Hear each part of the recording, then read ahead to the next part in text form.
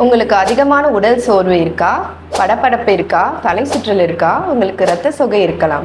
I'm doctor Abhilashini, மகப்பேறு மருத்துவர், ACS medical காலேஜ்லேருந்து பேசுகிறேன். இன்னைக்கு நம்ம அனீமியா இன் பிரெக்னன்சி, அதாவது கர்ப்ப காலத்தின் போது இருக்கிற இரத்த சோகை பற்றி பேச போகிறேன். ரத்த சோகை என்றால் என்ன அப்படின்னு பார்த்தா, நீங்கள் ஃபஸ்ட்டு கன்சீவ் ஆனீங்கன்னா உங்கள் டாக்டரை பார்க்க போகும்போது ஒரு செட் ஆஃப் பிளட் இன்வெஸ்டிகேஷன்ஸ் கொடுப்பாங்க. அதாவது ரத்த பரிசோதனைகள் செய்ய சொல்லுவாங்க. அதில் ரொம்ப முக்கியமான ரத்த பரிசோதனை எதுன்னு பார்த்தீங்கன்னா ஹீமோகுளோபின், அதாவது ரத்த அளவு என்பதாகும். இது 11, அதாவது 11 கிராம் பெர்சன்டேஜ்க்கு கம்மியாக இருந்தால் தான் ரத்த சோகைன்னு நம்ம சொல்கிறோம். நம்ம பொதுவாகவே இந்திய பெண்களுக்கு பார்க்கும்போது ஆல்மோஸ்ட் 50% பெண்களுக்கு ரத்த சோகை இருக்கிறதா ஸ்டடீஸ் மூலமா தெரியுது. அதனால தான் உங்கள் மகப்பேறு மருத்துவர் எவ்ரி 3 months, அதாவது 3 மாதத்துக்கு ஒரு தடவை உங்களுக்கு ஹீமோகுளோபின் டெஸ்ட் எடுக்கிறாங்க. இந்த கர்ப்ப காலத்தில் எதுக்காக உங்களுக்கு ரத்த சோகை இவ்வளோ அதிகம் வருது? அதுக்கு சில காரணங்கள் இருக்குது. அதை நம்ம இப்போ பேசலாம். முதலாவது, கர்ப்பமாக இருக்கும் பொழுது உங்களுக்கு இரும்பு சத்து கர்ப்பமாக இல்லாதவங்களை கம்பேர் பண்ணும்போது உங்களுக்கு அதிகமாக தேவைப்படுது. ஓகே. அண்ட் இன்னொன்று கர்ப்பமாக இருக்கிறவங்களுக்கு கேஸ்ட்ரைட்டிஸ், வயிறு எரிச்சல், இல்லைன்னா குடற்புல் பிரச்சனைகள் இருக்கும்போது உங்களால் அதிகமாக இரும்பு சத்து சாப்பிட முடியாது. இதில் வாந்தி இல்லை பசியின்மை காரணமாக இரும்பு சத்து உட்கொள்வது குறைஞ்சு போகலாம். சிலருக்கு இரும்பு சத்து குடலில் உரிதல், அப்சார்ப்ஷன் கம்மியாக இருக்கலாம், இதனால வரலாம். இல்லைன்னா சிலருக்கு இன்க்ரீஸ் டிமாண்ட், அதாவது மல்டிபிள் பிரெக்னன்சி, இரட்டை குழந்தை, இல்லைன்னா ரெடியூஸ்ட் இன்டர் பிரெக்னன்சி இன்டர்வல், அடுத்தடுத்து குழந்தைங்க பெற்றுக்கிட்டே போவாங்க. அட்லீஸ்ட் 2 years கேப் இருக்கணும் ஒரு குழந்தைக்கும் இன்னொரு குழந்தைக்கும். அது இல்லாமல் அடுத்தடுத்து குழந்தைகள் பெற்றுட்டு போகிறது. இல்லைன்னா மெனோரேஜியா பிஃபோர் பிரெக்னன்சி, அதாவது அவங்களுக்கு கர்ப்பமாக இருக்கிறதுக்கு முன்னாடி மாதவிடாய் அதிகமாக போய் அது சிகிச்சை எடுக்காமல் போச்சுன்னா இவங்களுக்கு கர்ப்ப காலத்தில் ரத்த சோகை வர்றதுக்கான வாய்ப்புகள் நிறையா இருக்கு. இப்போ ரத்த சோகை வந்தால் உங்களுக்கு என்னென்ன அறிகுறிகள் வரும் அப்படின்றத நம்ம பார்க்கலாம். முதலாவது, உங்களுக்கு உடல் பலவீனமாக இருக்கும், உடல் சோர்வு அதிகமாக இருக்கும், கொஞ்ச தூரம் நடந்தாலே உங்களுக்கு மூச்சு அதிகமாக வாங்குற மாதிரி இருக்கும், படபடப்பு இருக்கும், தலை சுற்றல், மயக்கம் இது இருக்கலாம், பசியின்மை, சில பேருக்கு கால் வீக்கம் கூட வரலாம். இது நீங்கள் மருத்துவரை அணுகும்போது அவங்க உங்களுக்கு அனீமியா எப்படி இருக்கு, இது அனீமியா இருக்கான்னு எப்படி கண்டுபிடிக்கிறாங்கன்னு சொல்லுவாங்க. இது சைன்ஸ் ஆஃப் அனீமியா. இது தோல் வெளிரி போயிருக்கும், பேலர் அப்படின்னு சொல்லுவாங்க. இந்த கண்ணோட கீழே லோவர் பால்பபிள் கன்ஜக்டிவான்னு சொல்லுவாங்க, கீழே இருக்க மேல உங்களுக்கு வெளிரி நிறம் இருக்கும், நகங்களில் வெளிரி நிறம் இருக்கலாம், இல்லை டங் நாக்கில் கண்டுபிடிப்பாங்க. இதை வச்சு நம்ம பேலர் அப்படின்றத கண்டுபிடிப்பாங்க. சிலருக்கு வாய் ஓரம் புண்கள் வருது, வாயில் புண்கள் வருது, நகங்கள்லாம் சீக்கிரம் உடையுது, பிரிட்டில் நெயில்ஸ்ன்னு சொல்லுவாங்க. கிரானிக் அயர்ன் டெஃபிஷியன்சி அனீமியா, அதாவது ரொம்ப காலமாக இவங்களுக்கு சிகிச்சை அளிக்காத ரத்த சோகையில் பார்த்தீங்கன்னா ஸ்பூன் ஷேப் நைல்ஸ், கோயிலு நாய்க்கியா, அந்த மாதிரி சில சைன்ஸ் ஆஃப் அனீமியா நம்ம பார்க்கலாம். சரி, எதுக்காக இந்த ரத்த சோகை நம்ம இவ்வளோ இதை பற்றி பேசுகிறோம் அப்படின்னா, இந்த ரத்த சோகையால் தாய்க்கும் சேய்க்கும் 2 பேருக்குமே நிறைய பாதிப்புகள் ஏற்படுது. அந்த பாதிப்புகள் என்னென்னு நம்ம இப்போ பார்க்கலாம். தாய்க்கு கர்ப்ப காலத்தில் என்னென்ன பாதிப்புகள் வருது அப்படின்னு பார்த்தா, அவங்களுக்கு ரத்த சோகை இருந்தால் குறை மாசத்துல அவங்களுக்கு பிரசவம் ஏற்படலாம், ப்ரீடர்ம் லேபர் அப்படின்னு சொல்லுவாங்க. அப்படி இல்லைன்னா இன்ட்ராயூட்ரன் growth retardation of the baby, குழந்தையோட எடை கூடல் சரியாக இருக்காது. அண்ட் இன்டர்கரண்ட் இன்ஃபெக்ஷன்ஸ், அதாவது அவங்களுக்கு வேற நோய் தொற்றுகள், அவங்களுக்கு எதிர்ப்பு சக்தி குறைஞ்சிடும். அப்போ வேற நோய் தொற்றுகள் அவங்களுக்கு ஈஸியாக வர்றதுக்காக வாய்ப்புகள் இருக்கு. அண்ட் சிவியர் அனிமியா, மிகவும் அதிகமான ரத்த சோகை இருந்து சிகிச்சை அளிக்காம போச்சுன்னா ஈவன் அவங்களுக்கு இருதயம் கூட செயலிழக்கிறது, ஹார்ட் ஃபெயிலியர் ஏற்படக்கூட வாய்ப்புகள் இருக்கு.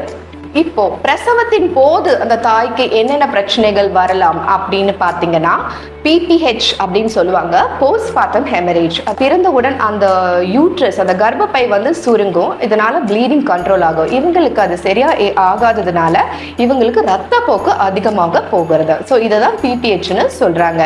ஆஸ் வெல் அஸ் சில பேருக்கு, அதாவது சிவியர் அனிமியா இருக்கவங்களுக்கு முன்னாடி சொன்ன மாதிரி இருதயம் செயலிழந்து போகும், கார்டியாக் ஃபெயிலியர் டியூரிங் லேபர் வரலாம்.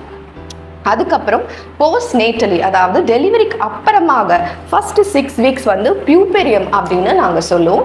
அந்த ஃபர்ஸ்ட் 6 வீக்ஸில் அனீமியானால என்ன பிரச்சனை வரலாம் அப்படின்னு பார்த்தீங்கன்னா பியூபரல் செப்சிஸ், நச்சு நோய் தொற்றுகள் இது வந்து வரலாம். Okay, as well as sub involution of யூட்ரஸ்ன்னு சொல்லுவாங்க. நார்மலாக டெலிவரிக்கு அப்புறம் யூட்ரஸ் சுருங்கும், அனீமியா இருக்கவங்களுக்கு சரியாக சுருங்காதுங்க.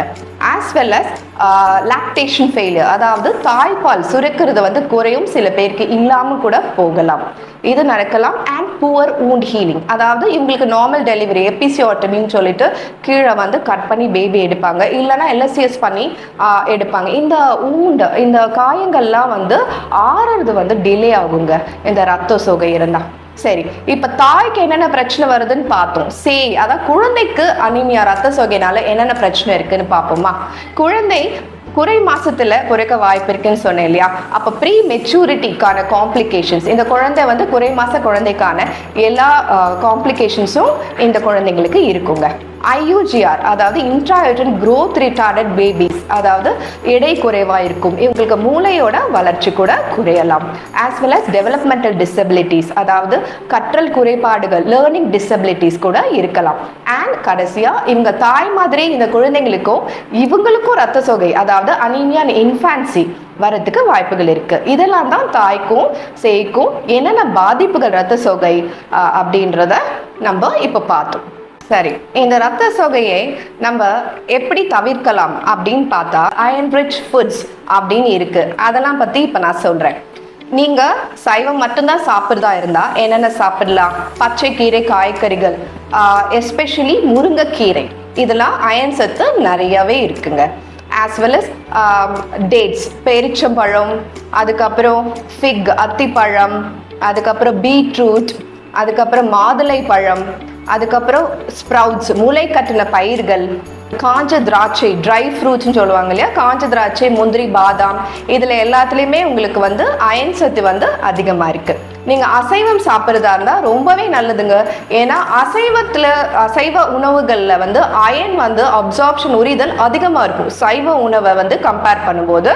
ஸோ என்னென்ன அசைவ உணவுகள் சாப்பிடலான்னா ரெட் மீட், ஆட்டோட இறைச்சி, அதுலேயே வந்து ஆட்டோடைய ஸ்ப்ளீன்னு சொல்லுவாங்க, சுவரொட்டி, இது வந்து இதில் நிறைய அயன் சத்து இருக்கிறதா சொல்கிறாங்க. அது மட்டும் இல்லாமல் ஆட்டோடைய கல்லீரல், லிவர்னு சொல்கிறாங்க, இதுலேயும் வந்து நிறைய இரும்பு சத்து இருக்குது. மீன் வகைகள், ஃபிஷ்ஷஸ் கூட நம்ம எடுத்துக்கலாம். இதெல்லாம் தான் நம்ம அயன் ரிச் ஃபுட்ஸ் அப்படின்னு சொல்கிறோம். இந்த அயன் ரிச் ஃபுட்ஸ் மட்டும் சாப்பிட்டா போதுமா? இல்லைங்க. ப்ரெக்னன்சியில் அயன் ரிச் ஃபுட்ஸ் நீங்கள் எவ்வளோதான் சாப்பிட்டாலும் கண்டிப்பாக உங்களுக்கு அனீமியா வர்றதுக்கு வாய்ப்புகள் இருக்குது. இனிஷியலி, அதாவது உங்கள் ப்ரெக்னன்சி ஸ்டார்ட் பண்ணும்போது உங்களுக்கு ஹீமோக்ளோபின் நிறைய நார்மல் இருந்தால் கூட அதை மெயின்டைன் பண்ணணும். ஏன்னா 7th 8th மந்தில் இன்னும் கூட செகண்ட் ஹாஃப் ஆஃப் ப்ரெக்னன்சியில் அது குறையும். ஸோ அப்படி இருக்கும்போது அதை மெயின்டைன் பண்ணுறதுக்கு கண்டிப்பாக நீங்கள் அயன் டேப்லெட்ஸ் எடுக்கணும். ஃபர்ஸ்ட் 3rd மந்த் ஆஃப் ப்ரெக்னன்சியில் இருந்து நீங்கள் டெலிவரி முடிச்சு 6 months கண்டிப்பாக அயன் டேப்லெட்ஸை தினமும் எடுக்கணுங்க, தவறாமல் எடுக்கணும். இந்த அயன் மாத்திரை சாப்பிடும்போது நீங்கள் 3 விஷயத்த நினைவில் வச்சுக்கணுங்க. அது என்னன்னு நான் இப்போ சொல்கிறேன். முதல்ல அயன் சாப்பிடும்போது சாப்பாடு மீல்ஸ் கூட சாப்பிட்றத தவிர்க்கணும். அட்லீஸ்ட் 1 hour கேப் விட்டுட்டு நம்ம அயன் மாத்திரை எடுத்துக்கணும். இன்னொன்று, அயன் மாத்திரை சாப்பிடும்போது கால்சியம் மாத்திரை கூட சாப்பிடக்கூடாது. இப்போ வந்து நிறைய பேஷண்ட்ஸ் வந்து சொல்லுவாங்க, எனக்கு 2 மாத்திரை கொடுத்தாங்க டாக்டர், ஒன்று சிகப்பு மாத்திரை, ஒன்று வெள்ளை மாத்திரை. சிகப்பு மாத்திரை வந்து அயன் மாத்திரை, வெள்ளை மாத்திரை வந்து கால்சியம் மாத்திரை. ஸோ இந்த சிகப்பு மாத்திரையும் வெள்ளை மாத்திரையும் ஒன்றா சாப்பிடவே கூடாதுங்க. அயனா கால்சியம் வந்து அயனோட அப்சார்ப்ஷன், அதாவது உரிதலை வந்து குறைச்சிரும். அதனால நீங்கள் மார்னிங் அயன் எடுத்தீங்கன்னா ஆஃப்டர்நூன் மதியானமாக கால்சியம் எடுத்துக்கலாம், இல்லை மாறி எடுத்துக்கலாம். ஒரே டைமில் 2த்தையும் எடுத்துக்க கூடாது. இன்னொன்று, வேறு எந்தெந்த ஃபுட்ஸ் எல்லாம் அயன் அப்சார்ப்ஷன் குறைக்கும் அப்படின்னு பார்த்தீங்கன்னா காஃபி, டீ, அப்புறம் பால் வகைகள், பால் ஃபுட் மில்க் ப்ராடக்ட்ஸ்ன்னு சொல்லுவாங்க, இதெல்லாம் நம்ம அயன் கூட எடுத்துக்க கூடாது. ஆஸ் வெல் அஸ் ஆன்டாசிட்ஸ்னா நம்ம வயிறு எரிச்சலுக்காக சாப்பிட்ற இந்த ஜெலிசில் இல்லைன்னா பேண்டப்ரோசோல் டேப்லெட்ஸ், இதெல்லாம் அயன் கூட எடுத்துக்க கூடாது. சரி, அப்போ அயன் அப்சார்ப்ஷனை குறைக்கிறது என்னென்னு பார்த்தோம். அயன் அப்சார்ப்ஷன் இன்க்ரீஸ் பண்ணக்கூடிய பொருட்கள்லாம் என்ன அப்படின்னு பார்த்தா vitamin C rich foods, orange, lemon, பெரிய நெல்லிக்காய், கூஸ்பெரி, ஸ்ட்ராபெரி, கிவி இந்த மாதிரி iron rich food, vitamin C rich ஃபுட்ஸை அயன் கூட சாப்பிட்டா உங்களுக்கு அயன் அப்சார்ப்ஷன் இன்க்ரீஸாக இருக்கும். விட்டமின் சி டேப்லெட்ஸ் கூட நீங்கள் கூட எடுத்துக்கலாங்க. இப்போ உங்களுக்கு ரத்த சோகை பற்றி ஓரளவுக்கு எல்லாமே தெளிவாக தெரிஞ்சிருக்கும்னு நினைக்கிறேன். அதனால ரத்த சோகையை நம்ம எப்படி தடுப்பது அப்படின்னு ஒரு விழிப்புணர்வோடு இருப்போம். வரும் முன் தடுப்போம், அதுதான் நமக்கு இப்போ தேவையான ஒரு விஷயம். ஓகே, ஆரோக்கியமான கர்ப்பகாலம், ஆரோக்கியமான குழந்தை, மகிழ்ச்சியான வாழ்க்கை. நன்றி. Thank you so much.